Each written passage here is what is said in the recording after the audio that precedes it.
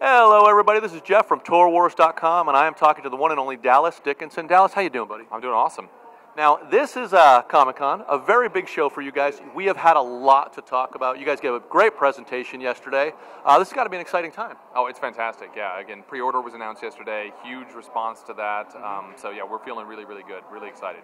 Now, one of the big things you talked about in the panel, something that hadn't been announced before, was there's new vehicles in the game now, new personal vehicles of various kinds. What can you tell us about that? So we've offered a couple of upgrades that folks I think are going to be pretty excited about. There's actually a class of essentially speeder bikes, the ones that everybody remembers from the Forest Moon of Endor. So we have several that are based on that model, as well as in fact land speeders. So everybody who's dreamt of being Luke Skywalker, if you get to the highest levels, if you get up there, you can get your personal land speeder. So I think the fans hopefully should like that a lot better than I think the one that we'd shown in the past, which maybe garnered a little bit less than the most excited response. The Flying Flatiron? Maybe, whatever you'd like to call it. It was not the favorite. So yeah, I think we've shown a few more, and hopefully I think folks are going to like that. Now, some of the lore you talked about yesterday was that the land speeder is something that's relatively rare. It's not common in the Old Republic universe.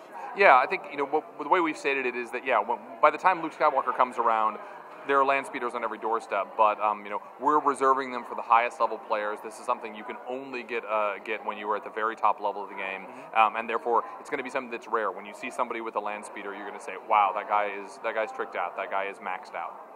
One of the other things we talked about was new companion customizations. What can you tell us? Well, another piece of feedback, and again, a lot of this is based on feedback we've been getting from players, from people who are in the testing program. We've run a number of tests with the community to find out what people are interested in, and what honestly feedback they have on our current implementation. And so, with companion characters, there was a lot of requests for people who wanted to actually customize the look of their companions. And we had a lot of debate on this on the design side, but in the end, we decided I think the players are right that if you have a vet and you want to make her a Twi'lek with yellow skin, you should be able to do that and really customize her for your story in the same way that you're customizing your own character. So we're offering a lot of options to help you customize them visually. We also teased a little bit, but I can't go into much detail, some more customization you can do during combat, some ways in which you can change the way you actually interact with your companions and control them during the combat portion of the game. And as I said, we're going to tell you more detail about that in a few weeks, so stand by. Everyone is definitely looking forward to hearing more about companion character controls. Yes. So this is a good time. Dallas, tell us one more thing we may not know, something that about companions, about vehicles, something that maybe not everybody picked up on yesterday. Hopefully everybody picked up on everything because we're so very clear in the things that we say.